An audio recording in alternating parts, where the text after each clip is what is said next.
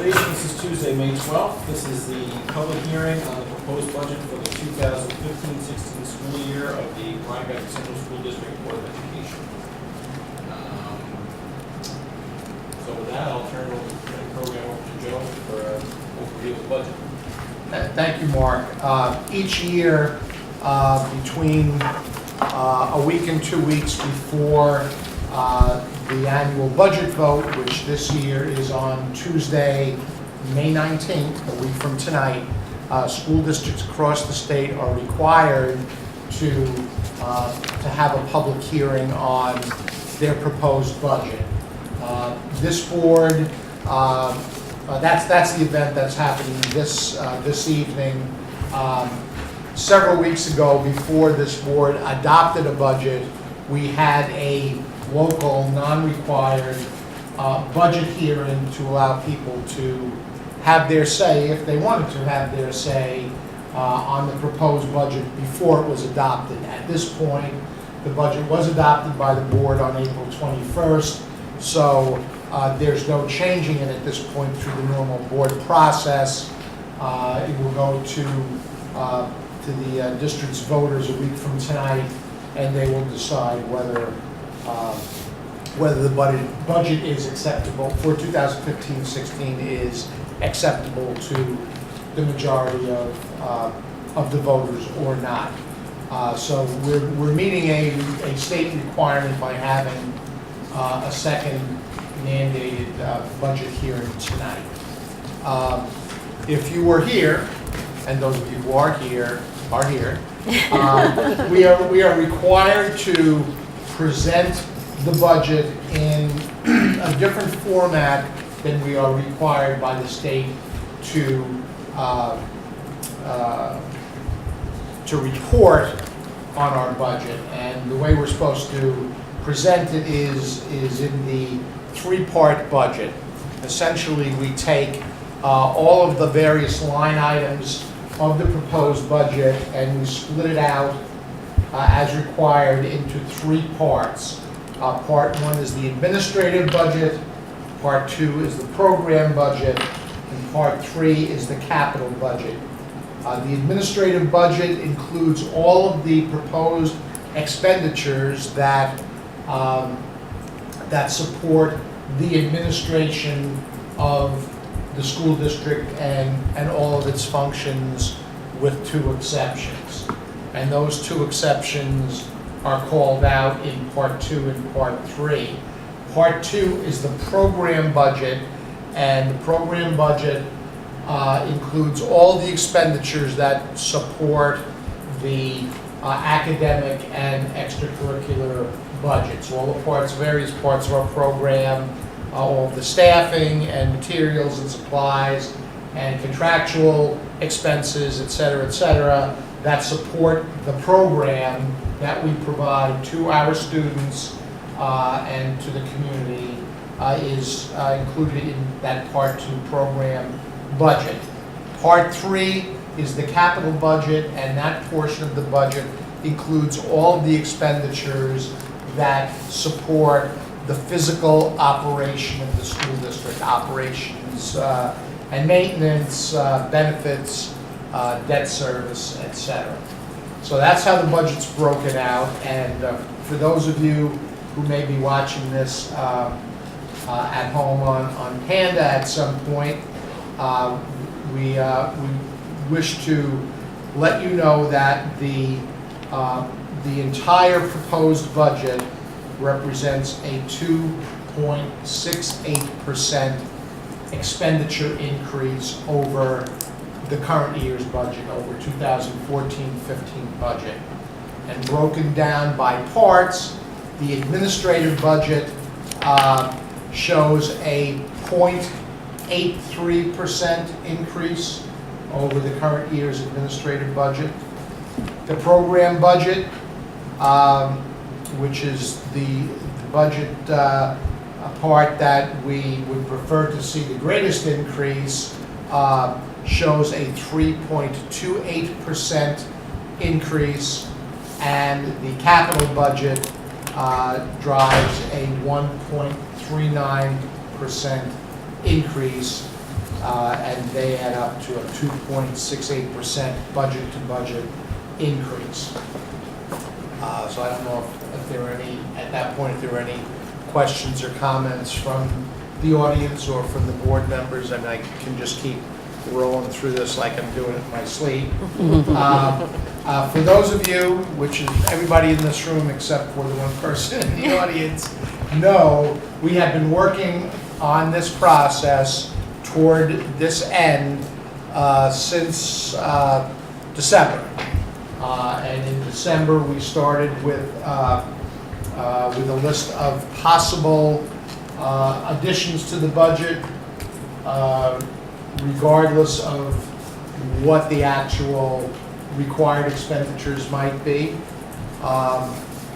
Then Tom Burnell put together what we call a rollover budget, which is just taking everything that we have currently, projecting some of the increases that we had a pretty good idea about, and that rollover budget, this is back in early January, I think, drove a budget of 3.34%. Then we took all of the, actually that was late December. December, yep. We took all of the requests from building principals and various department heads, and put that together into a first draft budget, which drove an expenditure increase of 4.84%. At that point, we rolled up our sleeves and started in on the really difficult work of this process, which is to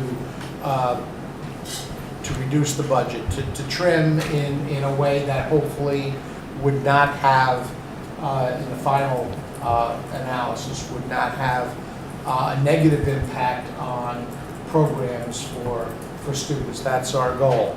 The other goal that we started with as a given was that we would generate a spending plan that would be at or within the state's tax levy cap limit. And for us, that tax levy cap was? Well, it did end up being 2.17. The first time we came out, it was 2.18, dropped a little bit, went back up, so there was a slight variations, but 2.17 is really the target. So at the first draft budget, we were far above, farther than we like to be, above the tax levy limit. We were at like 4.9%, and we needed to get down to at that time, 2.18%. So we started to sharpen our pencil, and to be fair, quite a few of the big ticket items in any school district's budget, for example, health insurance, BOCES expenses, weren't even available to us at that early stage of the game. So we were really just spitballing the potential increases there. And as we worked our way through the process, and many of those numbers firmed up, we were able to reduce that budget accordingly. So we went through we went through 5 drafts of the budget over the course of from early January through mid-April, essentially. And as various expenditures firmed up, as we got a better handle on what our state aid was going to be, those around this table will recall that for the first time in recorded history, in New York State anyway, the governor refused to release state aid projections in January, right after his executive budget was released. So school districts essentially were flying blind till the beginning of April, when the budget was finally adopted by the governor and the legislature. So adding in state aid helped us get a better handle on what our tax levy was going to be, while we worked on making reductions to the spending plan.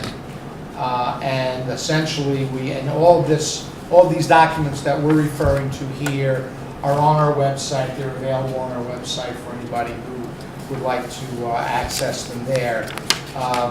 Anyway, we wound up prior to April 21st with a spending plan that increased spending 2.68%, and with the various revenue adjustments that we made throughout the process resulted in a proposed tax levy increase of 2.17%, which is the figure beyond which we were not allowed to go without a supermajority vote of the district's taxpayers. So we're at the limit. We have been able to hold the line on spending and programs. We, due to some retirements and savings as a result, as well as responding to a gradually decreasing student population in some grade levels, we're able to hold our spending at a rate that was consonant with the tax levy increase limit, and actually looks like we're going to be able to increase the amount of time for our elementary STEM program by dedicating a full-time teacher to that program instead of the half-time teacher who was dedicated to that program this year, the first year of the program. So we actually were able to, by repurposing some monies, be able to actually increase programs slightly, the STEM program being one, and also to earmark a small, relatively small amount of money to support additional clubs at the high school level for the coming year. So we held the line, made some slight but not insignificant increases in programs, and are able to keep our budget at the tax levy limit. So in this day and age, that's a significant accomplishment, I think, for all of us. We were also, in terms of the revenue, Tom will talk to you a little bit about that in a moment, but we were able to maintain, essentially freeze our use of fund balance toward reducing the tax levy. So it's good not to have to increase that to address some of the needs that I've outlined here. So that's kind of the whole process. That's a December to April process in about 10 minutes or so. Tom, if you could just give us a quick pass through the revenue side of the budget, I'd appreciate that. Just to let the community know, the revenue portion really is made up of just a couple parts due to the being taxes and state aid. Our tax levy produces about 85% of our income for the school district, and our state aid this year is slightly elevated, and I'll get that. That's about 12%. So everything else is about 3% between interest, non-resident tuition, some miscellaneous refunds from BOCES and that. So there really isn't a whole lot to talk to on the revenue side, but I do want to talk about a couple things, and that's the real property taxes, which is increasing by 2.17%, which is the tax levy limit.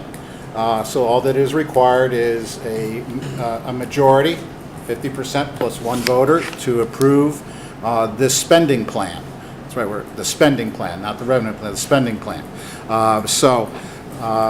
you know, some of the offsets about that, even though we say 2.17%, actually the homeowner will probably see a lower amount because there is additional new construction that's added to it. It was over, I think it was 0.61%. So that helps even offset that 2.17 because that's additional properties that will be taxed next year. But pretty much everything has remained the same as far as those non-taxes and non-state aid. I did reduce the non-resident tuition by $25,000. The number of students that we have this year, it was minimal, though there was quite a few people who intended but backed away, I mean, to the cost of tuition being about $18,000. But on the second page, I do want to take a quick moment to talk about state aid, because we see state aid going up by 9%. That is not what the run said, but we did something a little different this year because we had a large influx of special ed students this past year, which will generate more state aid for us. Unfortunately, the state aid runs that we receive don't factor that in yet. Those won't be factored in until after the year is over and all that data gets sent up to there. So that's one thing I do want to talk about. I mean, they did eliminate part of the gap elimination adjustment that produced about another $120,000 towards us, but still short of where we need to be as far as that's concerned. But we did increase the excess cost aid by about $180,000 due to the influx of special ed students. It might be a little bit on the conservative side on that one, and because I don't want to overestimate that amount because that could really hurt us. But this is a number we have to remember as we go forward year to year, that this is going to have to be adjusted for what is out there, because next year we may see a large number out there in our state aid runs, but we've lost special ed students and we're not going to generate that money. So then I'm overestimating our state aid. So just to let everybody know that that's something that we're going to have to look at year to year on a basis because of that really big fluctuation that we've had in our special ed population this year that's in either a BOCES placement or at a private placement. If I could stop you there, not getting too far ahead of ourselves, but next year when we get the state aid runs, we could see what appears to be a windfall in state aid, when in the real world, it may not. So you have to take those state aid figures with a certain grain of salt, and because they're not current with the moment, we're we budgeted more this year than What the ed run said. Those ed runs said we were going to get. Next year we may have to budget less than what they say. If our special education population were to stay the same, for example, then we'd continue to get that aid in a subsequent year or two or three. So just something to keep in mind next year when the governor's budget and the ensuing state aid runs come out. We have to take them with a certain grain of salt. And I also want to point out to you at the very bottom here, there are the appropriated fund balance is $1,150,000, which we've kept that level for the past few years. And also right above it is interfund transfers debt service. I just want to let you know that this is money that isn't endless. This is monies that were accumulated during the capital project for interest. By about the end of the project, we accumulated about $1 million worth of interest. Nowadays, if you were to do that, there's no way you're going to get anywhere near with that amount. But back when the project was ongoing, we were pulling in 4 or 5%. That was with my predecessor basically, but we had about $1 million at the end of the project, and that can be used to offset your debt service, and that's what we've been doing here. So that $120,000 is going to slowly come down, but you got to also remember that is a fund balance that is not forever. So there's still plenty of money there. I mean, I think it's in the $800,000 right now. We don't use it every year. Just think if we're doing a good year, we won't touch it. But So we'll take a look at that, but that's another area that, just to remember in the years to come, at some point, we're going to have to adjust to that. Or it's just going to go away, and now you have to come up with $120,000 of revenue. And that's what fund balances are. They're not revenues. They help to offset it, but they're not true revenues because we already have it. It's just an offset to it. So just to remember that. So, like I say, it's a 2.68% budget to budget. Even on the revenue side, we're showing it that way, with the tax increase of 2.17. Any questions about revenues?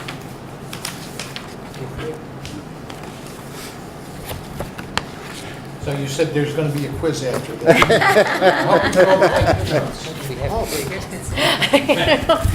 guys know it. You know the question. There is a copy of the resource over there. Please take one. These are being mailed home to all residents. They're at the post office today. They should be delivered tomorrow. It should be. But you should see them in the next couple days. One thing I do want to point out here is in the first page as you go into here. In reality, all we have to do is send our taxpayers what is called the school budget notice. That's the only thing that's required to be sent to our residents. And basically it compares 1 year to the next, 2014-15 to 15-16. But we also include a thing called the contingency budget. The contingency budget is very different than what it was before the tax cap. But if we have a budget defeat next Tuesday, the board would have the ability to put up this budget one more time. That's in the third Tuesday in June. If we can make adjustments, you can present the same thing. You can increase the budget, you can decrease it, you can do anything you want with it, as far as that's concerned, based on what you want to do. But if it would go down a second time, the contingency budget is what we're at. And that means no tax increase. So we would have to cut our budget back. By about $500,000. Yeah, so it's very important to make sure you come out and vote. Like I say, the voter hours are from 2 p.m. to 9 p.m. in the Buckley Middle School cafeteria. And you can register there, right? No, they have to register ahead of time? Or can they register? We have personal registration. If they are not registered with the Board of Elections, come and see me for registration. What's the last date they can do that? Because the day before the vote. Okay. It should be in this, Yeah, there's a section in here on the, qualifications? where is it? Yes, on page 7, which is the inside the back cover here. It's the voters must be registered section. It has the information to contact Ms. Bovee if you need to get registered. So what's that, to May 14th it says in here. So that's till Thursday. So if you're 18 years... That's, I think, to get something in the mail. That's if you register directly with Board of Elections, then you can vote in this Right. budget. But if you don't, if you're not registered with them, then you have to register by the 14th with me direct. You can register after that, but you won't be able to vote at that vote. Okay. But For the future. presumably, we have students in the senior class that would be 18 years old that could come and register. Well, I was going to ask them, Well, I think those of you in the audience who are students, which is most of you, or look like. Yeah, there's a student. That's a Or they We see look- students. She's a college student. Very good. How many of you are registered to vote with the county? We will be tomorrow. I hope so. All right. You will be Yeah, tomorrow? they're coming into the economics classes. They are, okay, that's great. Excellent. Great. Okay. So great. What happens is Very the day before the exciting. vote, I ask for a supplemental list. And they'll be on I that usually list. get the college, the high school kids. Okay. Great. Then they don't have to. Great. So if you're not even registered now, then obviously you've never voted in a municipal election, so this would be your first time. So that's great, and you get to use the fancy new electronic machines, and plenty of people there to help you if you need direction there. So great. I'm glad to hear that you're getting registered tomorrow. That's excellent. Must So be we getting to expect the end of the see you school all year. later. It certainly is. Today's the deadline. Yeah, exactly, it's fantastic. Especially if you're expecting a signed diploma in a few weeks.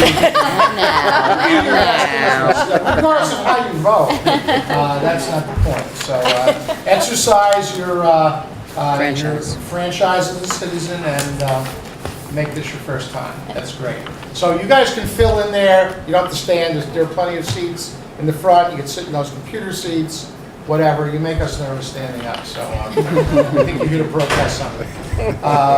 Okay, so yes, any other questions or comments about the budget? Well, not directly about the budget, except insofar as to reiterate, I think something that's actually really useful for the voters is the way the state requires us to break out the expenditures by percentage according to those three categories. And I, again, just want to thank you both for the work you've done to preserve programs, academic programs, and exercise such discipline in all other, domains of this budgeting process. It's been very challenging this year, and for those who've been following the newspaper, they understand why, but thank you.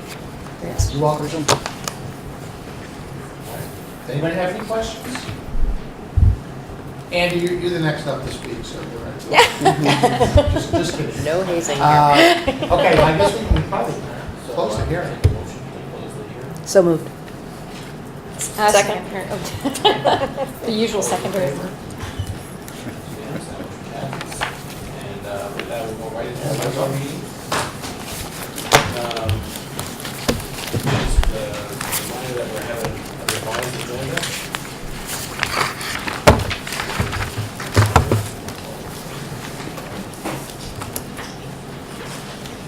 So may I have a motion to approve the minutes of the April 28th, 2015 regular meeting? So moved.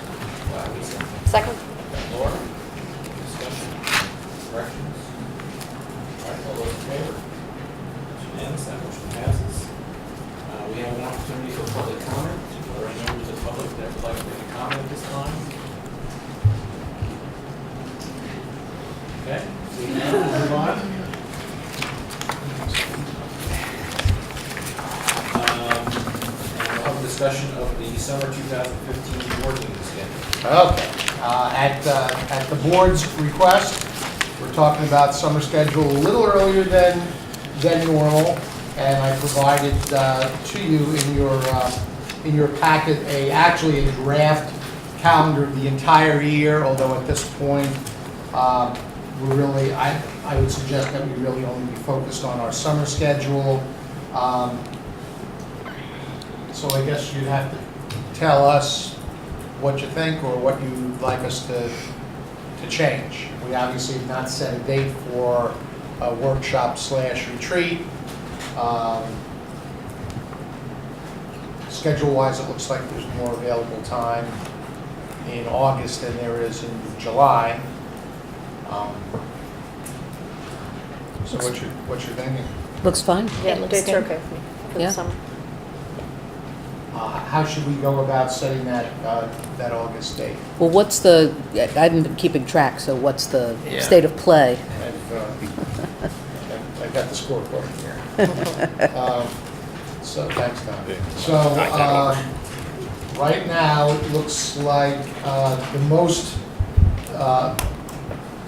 unencumbered time is either during the week of August 17th, or the week of August 24th, or the week of the 31st. And those last 3 weeks, last 2 weeks of August and the 1st of September, kind of August into September, I don't have anybody who has told me that you're going to be away for that, any time there, so, unless that's changed. Well, I would prefer that we not go into after Labor Day, directly after Labor Day. I know that the school year is late this year, but it'll be more difficult. After Labor Day or the week before Labor Day? Or the week before Labor Day, yeah. What was the earliest date? The week of Monday, 17th. August 17th. I think that's Fair Week, actually. It is Fair Week. Fair week. Yeah. It is It's Fair not Week. Fair Week. No, so next week. So that's That's right. right. The next week? Fair Week. Okay. Okay. Well, that would be my preference. Yeah, let's do that week. Okay, that's great.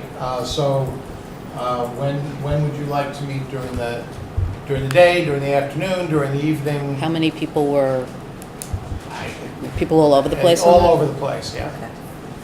Oh, that's too. So I was hoping to coalesce some kind of agreement How here. about the 19th and the 9th? The 19th where? In the morning. In the morning. That looks fine. Fine. You have a board meeting the night Is that before. bad for you? No, no. Yeah, we Oh, yeah, we do. On the schedule you just handed out, we did. We don't have to have it early in the morning. Or we could make it a short Why don't you meeting. just stay overnight? Make it a Do you really want to meet the day after? Maybe the day after that. The 20th? The 20th. It's fine with me. Rick, how's your schedule look? You're shaking your head. I was happy with the 19th. I can go with the morning of the 20th. I prefer mornings, but remember, I'm retired. So I'm going to accommodate whenever you want me there.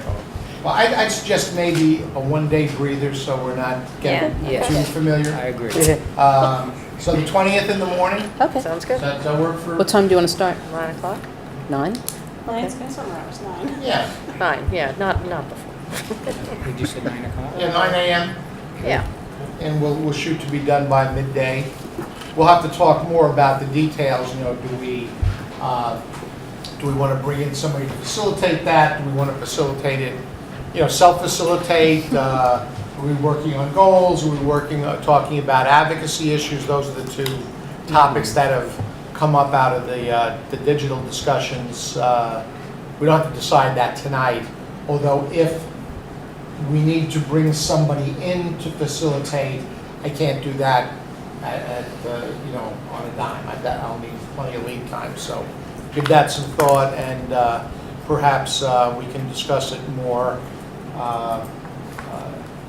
during, you know, during our how can I say this? Pre-budget vote. The pre-budget pre-budget. discussions, yes. All right.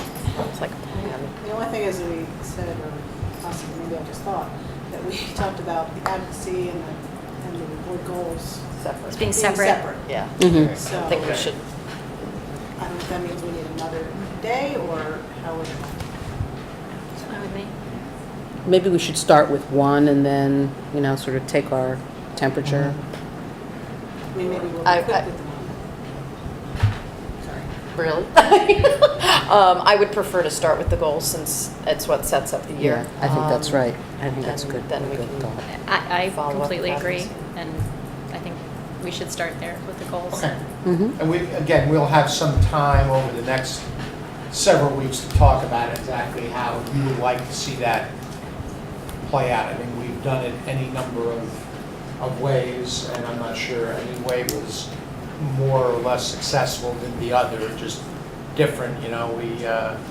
At one point, we armed ourselves with sticky notes and Sharpies and plastered a room at Bard College with ideas, and, you know, that's various little parlor games that you can play with trying to come to consensus over goals. Another time, we wrote them down and collated them and distributed them and just Yeah. kind of. That's how we did it last year. Yeah. And So, it worked pretty well. So give some thought to a process. We Mhm. don't have to decide that Okay. tonight. We actually made a major decision tonight in selecting a day and a Okay. time, so. Okay. So that's good. Okay? Oh, Joe, and then Yes. for the remainder of the calendar. Yes.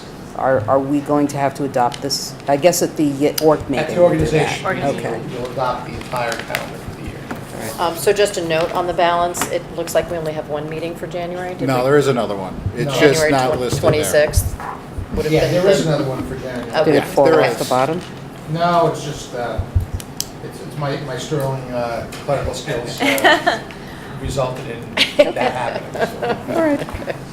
Thank you. I'll take the hit on that one. Yes, we have two for, But there's two in December for the first time in Yeah, I a few see. years. Yeah. Let's do that too. I'll also notice I plugged in the date for the Saturday budget workshop as well, meaning the 12th. And that's flexible, we can change that, but if we're gonna change it, we should do so by the board meeting. Well, we'll have to see what the shenanigans in Albany are like. You know, who knows? Who knows? Now we got some new players in Albany, so anything could happen. Okay, if you have any other ideas on the full year's calendar, let me know, because that's obviously still in flux at this point. Great. Okay? Mhm. All right. On the board committee reports. Okay, Okay, those are mine.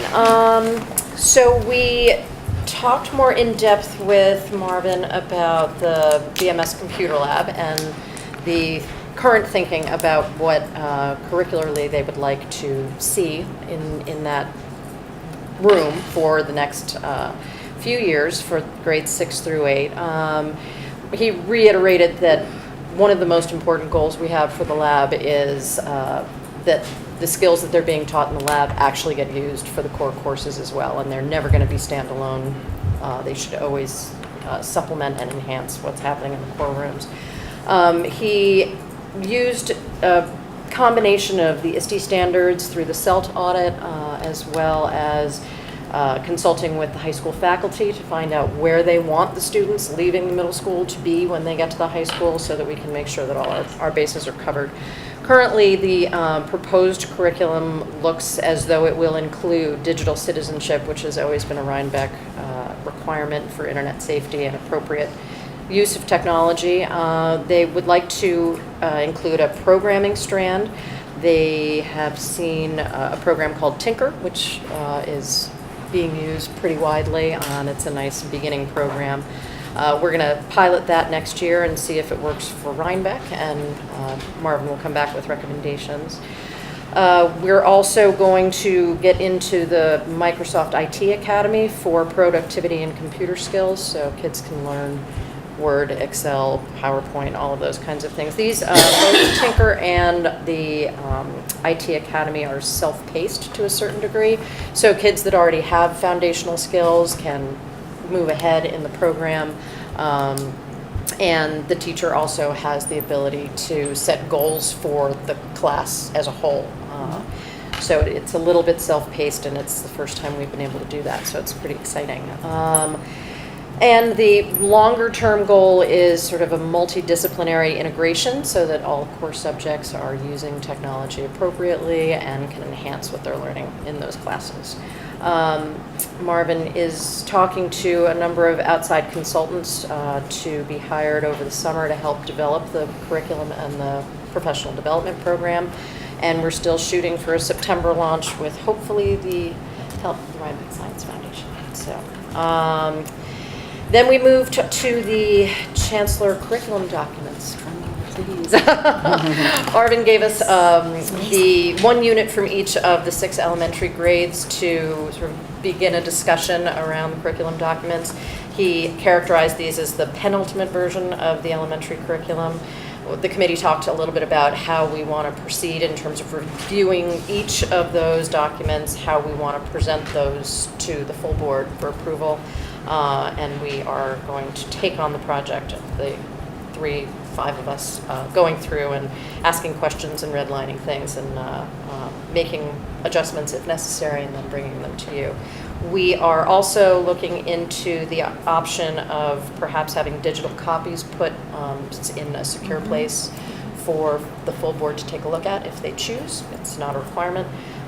Once the documents have been reviewed and approved, then we'll put those on the website for the public.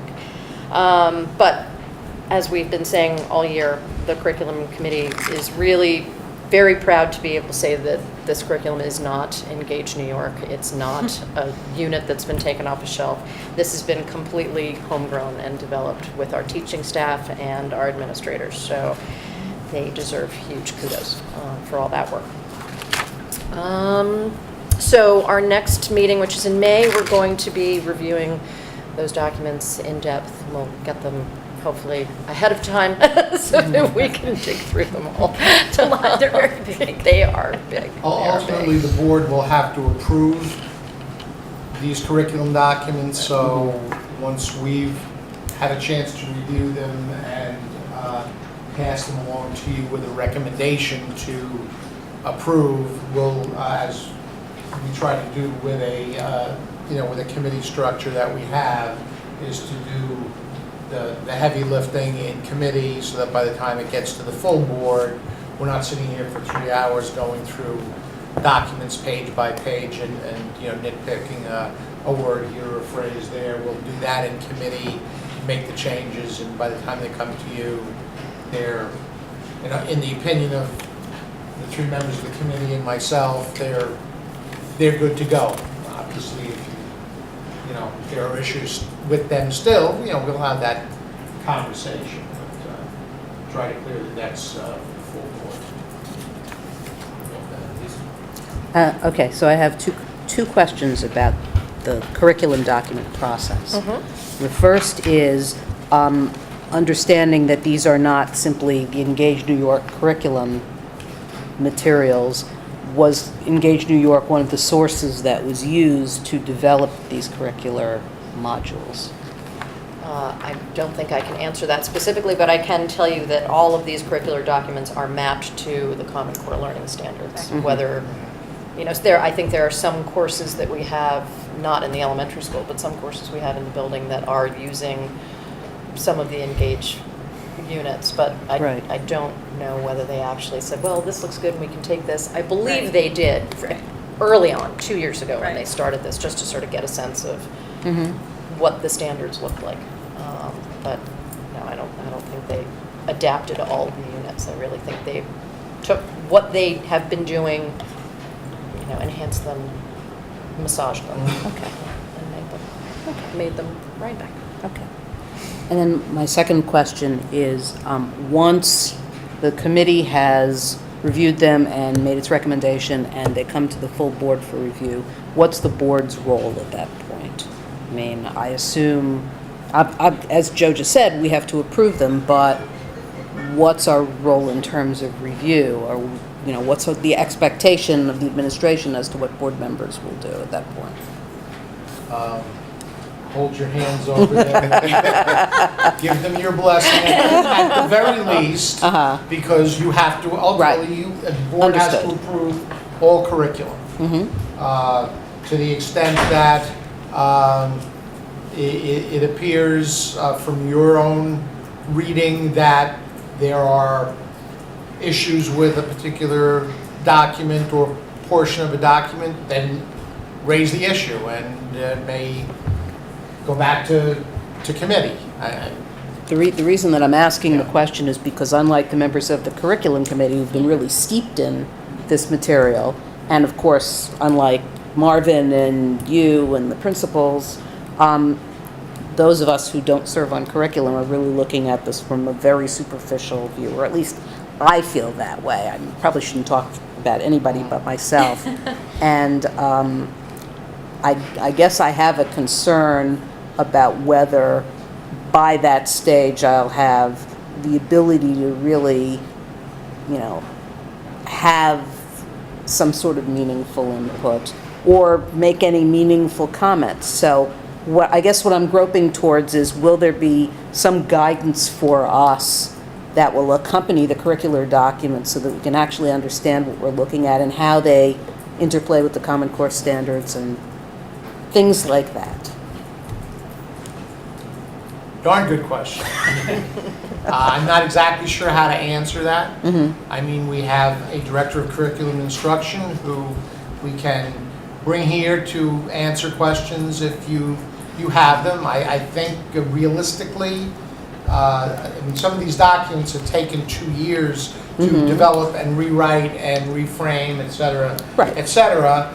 And I think I would suggest that there needs to be some level of trust in the people who have been doing the work, and particularly in Mr. Krebs, who's been overseeing the work personally, that they're where they should be.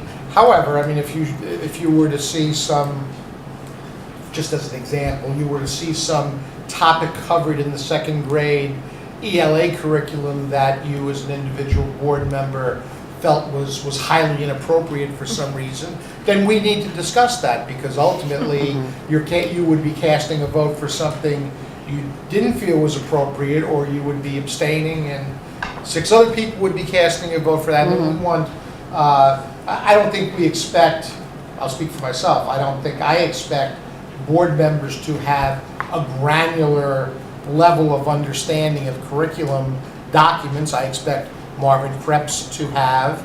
I expect the individual teachers who develop these at a particular grade level to have. But I mean, realistically, for a Board of Education to have a granular understanding of the scope and depth and breadth of these documents, I don't think it's realistic. I understand that. I'm really asking the question to sort of raise the topic, and maybe this is something that the committee could consider in its next meeting, you know, basically a guide for the perplexed board member to these documents when we finally have them in front of us. We can have that discussion. Well, I just wanted to share with you that in the curriculum committee, we've talked amongst ourselves about what the kind of proper role of the board is in relation to reviewing curriculum. And I think we've tried to chart the course of being guided by the expertise of the director of curriculum and the superintendent in asking good questions, and through those questions being given sort of context for understanding the changes that are being proposed. And I think toward that end, we felt it was important that the entirety of the proposed changes should be made available electronically, at least to all members of the board to review. And at the same time, we will come in and give you our sort of read on the materials. But your question, I think, is a really important one, because, you know, we all have heard stories about boards of education sort of misusing their sort of power of approval over curriculum to micromanage in inappropriate ways, or quite frankly make sort of really poor decisions. So I think it's our goal and our hope that we would not fall prey to such bad decision making. And just another point to that moment when you all first see these.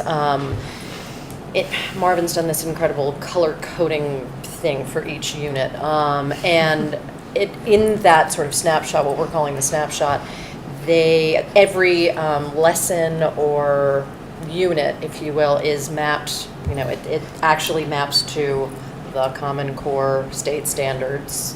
You know, 1.682 or whatever the nomenclature is. So there is a direct link when you first look at it. Though you may not know what 1.682 means, there is a way to look at it if you've got questions more specifically about the standard. Thank you. And I just want to ask if it would be appropriate, when we finally get to the point that we have had some opportunity to review the materials and we are actually discussing it at the board level, if Marvin Krebs could join us, so if we had questions, that would seem like that would be very helpful. I don't know if that. Well, when we meet with him at our next curriculum committee meeting, we can suggest that and read the body language. But I'm certain that he'll be more than willing to be here. If he wants to be. Because he's so helpful. In He is. Yeah. Different topic. We're done with this one. Yes. For now. On the proposed middle school curriculum for the computer lab. So currently, I mean, is this for all 3 grades? Because currently there's like different classes, like the 7th graders right now just have to pick for next year the keyboarding or programming. So I'm just wondering if this is going to kind of apply to all 3 grades and how it's going to be changing. Right now we're proceeding as we have been. And then hopefully in September we'll be ready to roll this out. Is that? That's the goal. That's the plan. So kids that have signed up for one computer class or another, is that going to be changed? No, I wonder if it's even going to be offered, Well, given. it's been sent out. Oh, it has. So kids right now, like 7th graders are just by next week have to pick if they're doing keyboarding or programming, I think it is. So will that? Good question. I don't have an answer to that I guess we should to talk that question, but John. I'm glad you raised that. Yeah. That issue. We'll talk with both with Marvin Krebs and with Steve Jensen, who have been working with the 2 computer teachers currently. And maybe with John and Carmela, because they just sort of do that at a particular time. Great point. Yeah. Thanks for bringing that up. But to the first part of your question, this actually is going to be a progression 6 through 8. So it's not going to be that citizenship is just for 6. Right. There are going to be pieces It'll of just this be for. a stepping stone to grade. Yeah.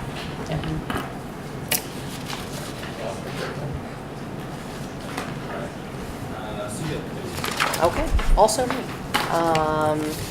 So Joe and I had a really fantastic, exhilarating, fun morning the other day with the CDEP committee. I hope I'm not overstating that, Joe, but I left it all charged up. I'm still pretty jazzed about it. So as you saw from the agenda in your packet, Marvin hired a man, Dr. Lloyd Jaeger, who is a former superintendent and well-respected in the educational field, to come and help us facilitate our conversations about what we want to do with the CDEP plan.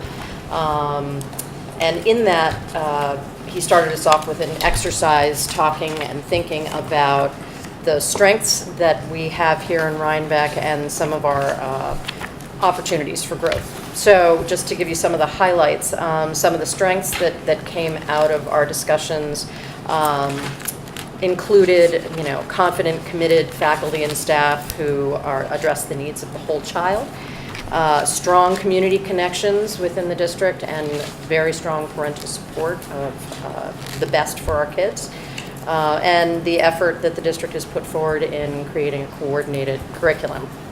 Just a snapshot, there are many, many more. Opportunities for growth included high-quality professional development and using the strengths of our staff to do that. Engaging underrepresented students so that each student feels as though they own their education and they're not either skating through or falling behind. And creation of professional learning communities to share data, best practices, and grow this sort of idea of we're all in it together and sharing great ideas. Dr. Jaeger had us dig a little bit deeper to answer some questions in regards to a revised mission, vision, and core value statement. It's also in your packet. He asked us to think about what must evolve to fulfill our future educational promises to our students, and how we're going to change our practices to fulfill those promises. It's a really interesting way to wrap your head around what we want and what we want our best future self to look like. So there were conversations around that.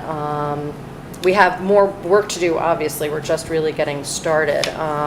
But we also touched on the idea that this is a really important moment in education in Rhinebeck and around the state, to affirm that we do a great job. We build great curriculum, we deliver great instruction. As long as we keep doing that, the political noise can just fall away, because we're providing an incredible education that we can always do better on, but it's a moment where we can celebrate that and bring an even better educational program to our kids. Sort of like changing the conversation around education, which we discussed last time. So our next steps, we have a sort of a 4-quarter benchmark for launching the beginning of a revised CDEP plan in the first quarter of next year. Supporting that, coaching staff and the community around what this CDEP plan looks like. Full implementation by quarter 3, and then at the end of the year being able to analyze and assess if we're going in the right direction, what we're doing. It's an aggressive timeline, but I think everybody's feeling pretty energized about getting this work done because it was exciting. So some of our next steps, it's time to build on our strengths, to quote unquote create a future that we control rather than the media and all of the hype. And in terms of the mission, vision, core value statement, we sort of had a little bit of this conversation online. It's important that we take a look at that document and really imagine what this document means practically in the classroom with teachers and students and administrators and board members. And when we develop our goals, how are our goals meeting the mission and vision of Rhinebeck Central School District? And also to communicate with the constituents, our community, our parents, our non-parent community members, and talk about what this district means, what we want it to be for our kids. Can I ask 2 questions for the benefit of the folks who've come out tonight? What does the acronym CDEP stand for, just so they know what we're talking about? Comprehensive District Education Plan. Okay. And Everything we do. everything we did. And then my second question is actually, I'm just going to quote our colleague who's not here tonight because she's ill, and I thought it was a really brilliantly framed question. What is the best way for us in this group for further consideration of this process to kind of flow from us in the Board of Education back to the process that's going on there? Is it do people have a sense of that? Should we just sort of speak with you since you're our representative in CDEP, or what would be the most efficacious and supportive mode of communicating as that process unfolds? Well, I think as we continue to, my personal opinion, Yeah. you guys can shout me down if you want, is that as we are able to float you more of these documents and bring you more of these discussions, raising the questions about why this language, why not that language, is important because it gives us a sense of how the board's feeling about how we're meeting our goals of the CDEP plan. Now, that being said, it's a group of, people. 20 people. Yeah, It's a lot of shared decision-making. It's staff and community members and Board of Ed members and administrators. So, and there's been a lot of work done on their part, in subcommittee or not. So, it goes back to that question of, bring your questions because those are important and they'll inform the process, but there has to be a certain level of trust, maybe, that we're all sort of working with everybody's goals in mind to reach the best end. Yeah, I agree with what you said. I'm glad you mentioned shared decision-making because that's a concept that has kind of, it is not in vogue these days. At least in some places. Certainly, it's not being modeled amongst our legislators or amongst our state education department people. Quite frankly, it's devolved to a point where, and I hope I'm not putting too fine a point on it, but many of the decision makers and policy makers really don't give a rap what we think, what the field thinks, what the teachers think, what our administrators think, what our board members think. They just flat out don't care. And there was a time in this state, not too awfully long ago, where shared decision-making was valued and was actually being promoted by our friends at the State Education Department. So this is kind of a contrarian view in this day and age, and I'm proud to say that. But part of buying into a shared decision-making process is that there is a pretty high level of trust that's needed, even though ultimately the board should approve this plan. I think the approval of this plan is as much symbolic as it is practical, that yes, the stakeholders throughout the organization, including the board, buy in. And honestly, the way our previous CDEP plan drove innovation in this district was ultimately the board has to make a decision. The CDEP plan, the CDEP committee could recommend that program X be implemented or that a staff member in the area of program Y be hired or whatever. Ultimately, the board would have to make those decisions. I mean, that group does not have any fiduciary responsibility. That's rests squarely in your lap, certainly. But I will have to say that the quality of recommendations that were coming out of 10 or 12 years of that process before we hit this huge speed bump called the Regents Reform Agenda, virtually every recommendation was embraced wholeheartedly by the board, and if the financial resources were there, it just made all the sense in the world because it was coming from parents and a board member representative and teachers and administrators, and when there's a consensus of those stakeholders, more likely it's good stuff, or at least stuff worth very serious consideration by a Board of Education. So I think this is again, we've been kind of been in the doldrums in terms of this planning process, primarily because of what they've been throwing at us and the challenges in making sense out of something that the reformers don't seem to have made a lot much sense out of. So I think we're at the point of saying, you know, we got to kind of take it back over and do it in a way that makes sense to us. But there's a lot of, there has to be a lot of trust in a shared decision-making process if it's going to work. Because if that's not going to happen, then the shared decision makers quickly get the message that they really don't value what we're offering up, and then it's just going to run for all. I think, Well, just to follow up, I couldn't agree with you more, and that's part of why I want to ask about what is the affirmative sort of way of sending via our representative, or whether in the curriculum committee is a good place, just in the spirit of being one stakeholder amongst others at a table, in terms of, you know, affirming this really wonderful work that's going on. And it was great to read, and it was also really great to get more background on it from you, Laura, and from Marvin. So I think we're all on the same page. And I think all of those ways that you mentioned are Appropriate. valid. I mean, we're going to be reporting out after every meeting. Right. So there's an opportunity for all 7 board members to say, Right. yeah, I like this idea, I'm not too crazy about this, can you explain Right. what this means to Right. us? And we can bring Marvin in if we need a higher level mind to do. We could bring Dr. Yeager in if we really felt that was necessary, and he's a fantastic facilitator. And through other discussions, curriculum being one, I think there's plenty of opportunity to get ideas flowing into the process. Great. Thank you.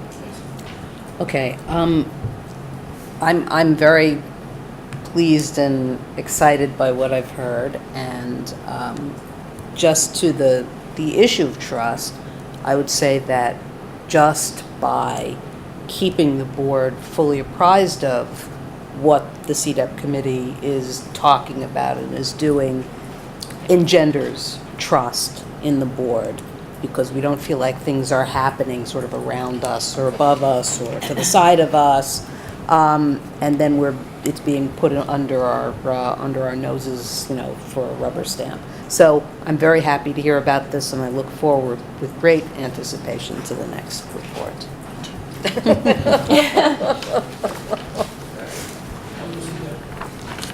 right, are there any other committees that we'll go on just first? After that, move on to good news. The high school band concert was held last week. It was fabulous. It was the best one that I've attended in my now quite a few years of attending Rhinebeck band concerts. And I want to extend congratulations to all the students who did a marvelous job, and to Ms. Natalie, the conductor, who was fabulous in her selections and in her conducting and her general bringing the band along. And I also want to say that it was really kind of nice to have the Marist students who sat in for one of the pieces, and supplemented the band, and got the students to see how students who are really focusing on music approach this. So congratulations all around. I'll just add, I attended the middle school band concert last week as well, in addition to the high school band concert, and that was an excellent program as well, direction and so. Mhm. Anyone else, good news? Laura? We've got more state champions in Rhinebeck. The girls novice 4 crew boat took it away. Sounded like it was an amazing win for them. After having only been on the water maybe 3 times, it was pretty impressive. So, very exciting. And a boat is going on to To nationals, that's right. Yes. Well, yeah, I just want to sort of say that I think it's really great to see this many students here, and that it's part of the curriculum in the high school that you participate see too. as observers in the process of governance, and I assume you have other opportunities to visit other kinds of town meetings and so forth for your assignments. So I think that's extremely good news to see a room full of this many young people being engaged in looking how this process works. And I also want to thank those members of the community who came out. We always have very small numbers. We have intimate gatherings with coffee with the board, but it has never been the case that we've sat with, 3 or 4 parents and they haven't told us something new that we haven't thought about. And the fact that they come and spend an hour with us and take the time out of their busy lives to tell us what's important is actually, I think, more important than any of those individuals realize. We take very seriously the issues that are raised with us, and it does inform our work. So both of those are good news. And if I can just add to that, although it hasn't yet happened, I think that it would be really helpful to us and maybe helpful to students as well to come out to those sessions. Obviously, can't do it during the school day, but we always have a session in the evening, early evening. And, as parents, we hear things from our kids about what their experience of school is. But as board members, we don't really get a broad sense of what students generally think and feel about their experience. Typically, the only times that we hear from the students are when they're upset about something and they come and, tell us what they're upset about. And while I'm not disparaging that or discouraging it in any way, it would also be helpful to us to hear what students want from the board or are thinking about that the board should know about at times when there's not something wrong, but that, we know you folks have opinions because we hear them from our own kids, but, come and share them with us as a board. Yeah, very personally for me, folks, I'm really happy to see you. I used to teach, and I miss you a lot. I miss them a lot. And honestly, you're why I'm back here. At my age, I should probably be napping right now. I'm willing to come in and stay as long as it takes to try to do the best job, as we all are, for you folks. So thanks for coming.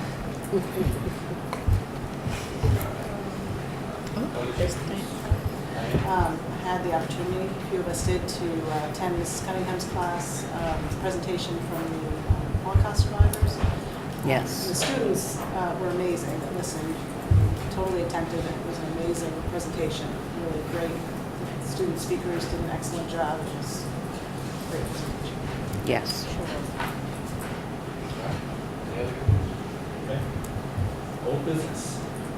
Yeah, I have one, and that has to do with coffee with the board, and whether we want to schedule a 4th one.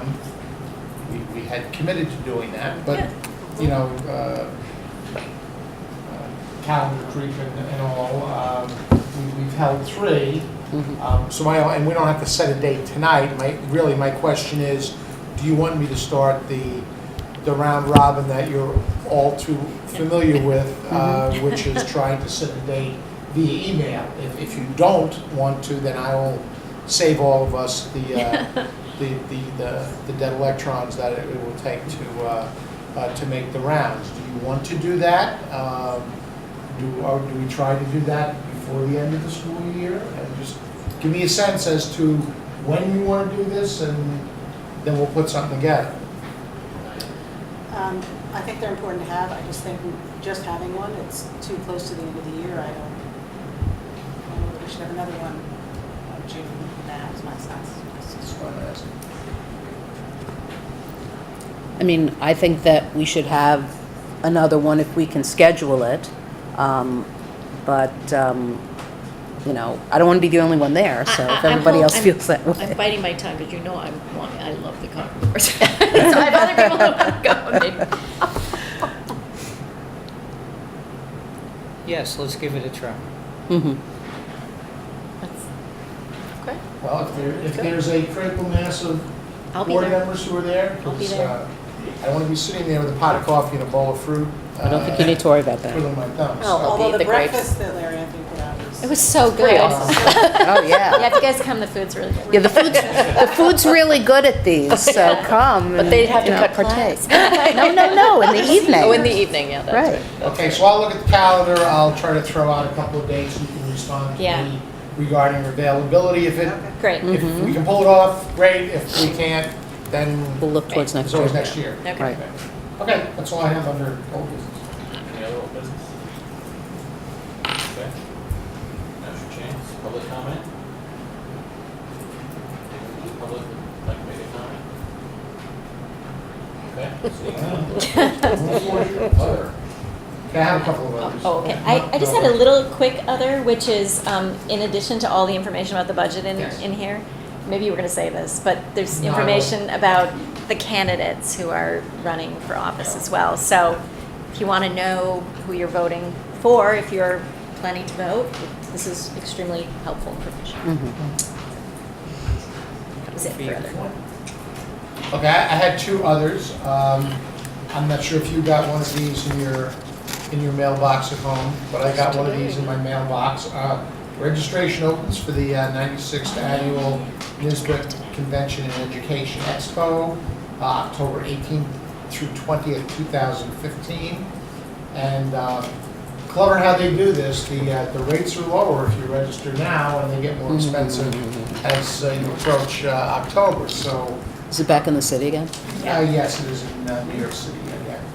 It's going to be there for a few years, and then they'll go someplace cold like Rochester or Buffalo. So it is New York City. Just bring it up. Be thinking about it. Obviously, the earlier we register, the less expensive it is. Of course, if we register early and then people have to cancel, it really doesn't save us anything because we're past a certain point, we're out of money. But give it some thought. I will start to be hopefully a minor nuisance about bringing this to your attention. So you either tell me to go away, we're not interested, or yeah, register me, and it'll be here before you know it.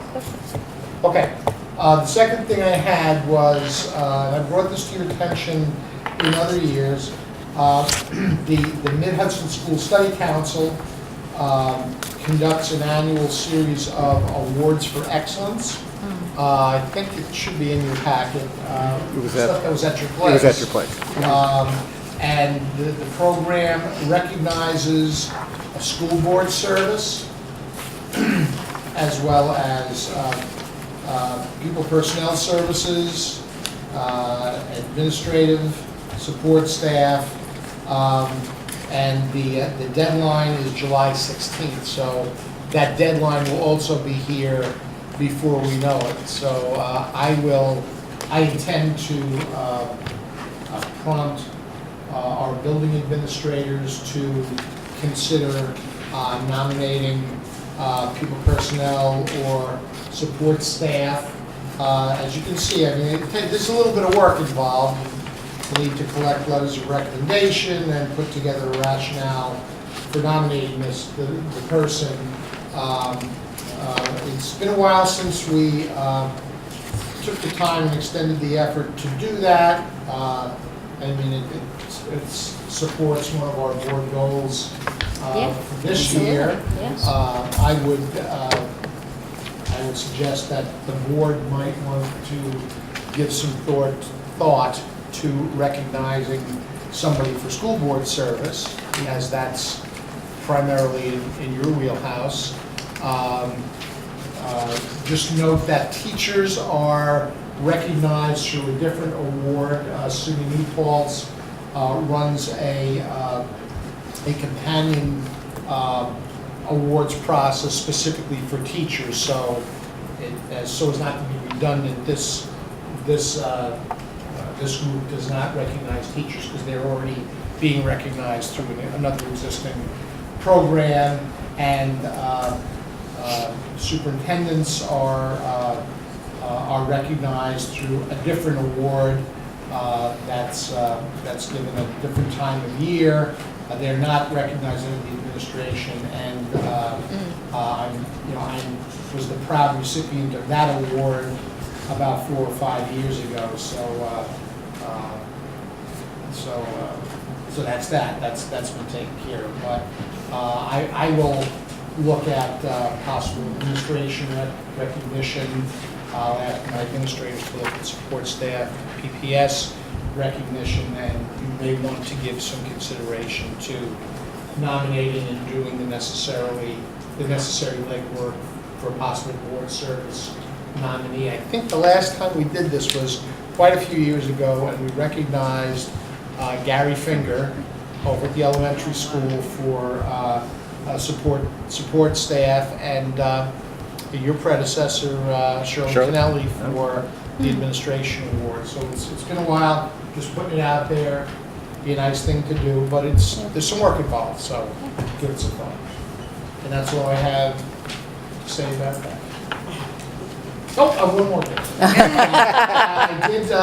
I did attend the Dutchess County School Boards Association on your behalf. Mark was at the middle school band concert, and I was in the BOCES administrative offices. I could tell you who I think got the better of that deal, but I was there representing you, and they're quite eager to hear follow-up about the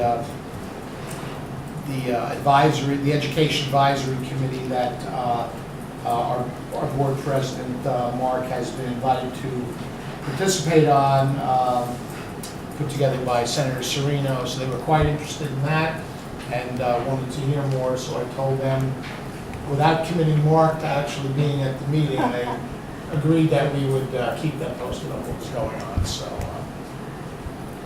I don't mind taking one for the team. Next Thursday is the first meeting of that advisory board, so we'll have more information on it after. Great. Any other items, just other? All right. move on. Sorry, just a quick question. Reminded me, we got the email from Ed McCormick about the Penoyer replacement search. It was sort of scant on information. I'm wondering if there is a number of candidates. One would assume from the way they hinted, but they didn't say so. Do you know anything more than what was in that email? I don't know. I think scant is the operative word here.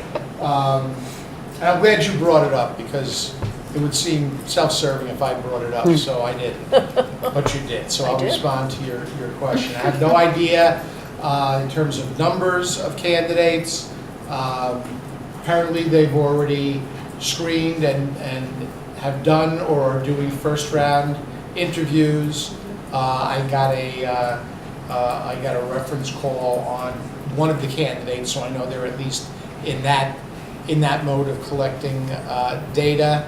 I had mentioned to all of you a few months ago, I think it was in late January, that I sent a letter to Ed McCormick and the BOCES board on behalf of my colleagues, the county superintendents, asking for an active and meaningful role in the process. We were invited to participate in a focus group, as were the board presidents, back in, I think it was early February or late January. And we received an email from Mr. McCormick last week letting us know that, because I had sent a follow-up email asking, so what's that active and meaningful role for us?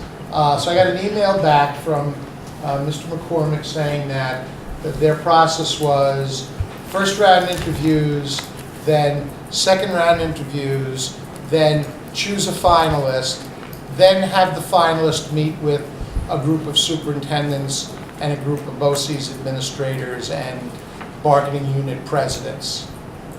So it didn't sound like very active input, if I could be so bold as to say that in public for the camera. They will have already selected the person. Well, yeah, right. And even though his email said that they would select feedback from those two groups regarding the strengths and weaknesses of that finalist. And once you've named a finalist, how do you then, are they actually going to say, no, you're not our finalist after all, because the superintendents didn't think you were a very good candidate. I mean, it's pretty much a done deal, I think. Yeah. So I think the active and meaningful participation just didn't really materialize. And my concern is not that I need another committee meeting to go to or whatever, but the superintendents are representing you, who are the clients of that organization, and essentially it's a closed process in my opinion. So Mhm. I don't know how you all feel about that, but I wasn't very impressed. But that's where we're at. It's disappointing, I think. Mhm. Any other items? Move on to action items. Is there anyone who wishes to move an item to the consent agenda? All right, so may I have a motion upon the recommendation of the superintendent of schools to approve the consent agenda? So moved. By Lisa. Second? By Laura. Discussion. Those in favor? It's unanimous. That motion passes. May I have a motion upon the recommendation of the superintendent of schools to approve a list of poll inspectors and chairperson, Betty Lou Bounce, Janet Stair, Deb Miley, Barbara Joyce, Christine Lindsay, Kathy Cassins, Jane Hoffman, Linda Toback, Linda Jano, Emily Gilbert, Lori Keel, Sue Waters, Susanna Runzi, Valerie Kilmer, Renee Courtney, Dawn Harrington, Betsy Zuberoff, Karen Murphy, with additions, and to give the district clerk permission to fill additional positions as necessary. So moved. Second. Second by Laura. Discussion. All those in favor? Unanimous, that motion passes. I have a motion upon the recommendation of the superintendent of schools to approve the list of additional emergency substitute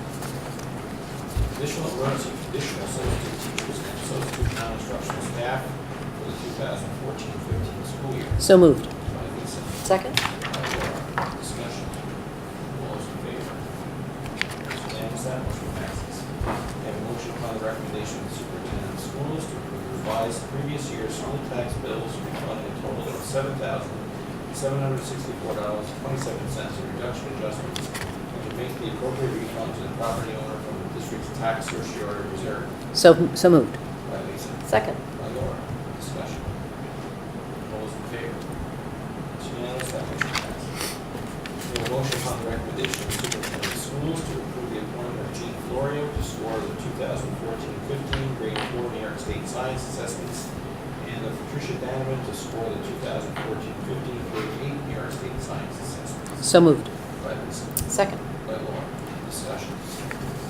All those in favor? It's unanimous, that motion passes. We have a motion upon the recommendation of the superintendent of schools to approve the appointment of Janet Lubich in the position of teaching assistant assigned to Chancellor Livingston Elementary School, effective April 23rd, 2015, through June 25th, 2013, at a salary of step 1 MA plus 3, $28,741 prorated in accordance with the RTA salary schedule for 2014. So moved. By Lisa. Second? By Laura. Discussion. All those in favor? That's unanimous, that motion passes. We have a motion upon the recommendation of the superintendent of schools to recertify Ed Davenport, John Kenny, Brett King, Richard Zipp, Mark Berg, and Vern Lotz as qualified lead evaluators and classroom teachers. Recertify Joseph Allen as qualified lead evaluator of both principals during the 2014-15 school year, having successfully completed the training requirements prescribed in 8 NYCRR 30-2.9B. So moved. By Lisa. Second? By Laura. Discussion. All those in favor? It's unanimous, that motion passes.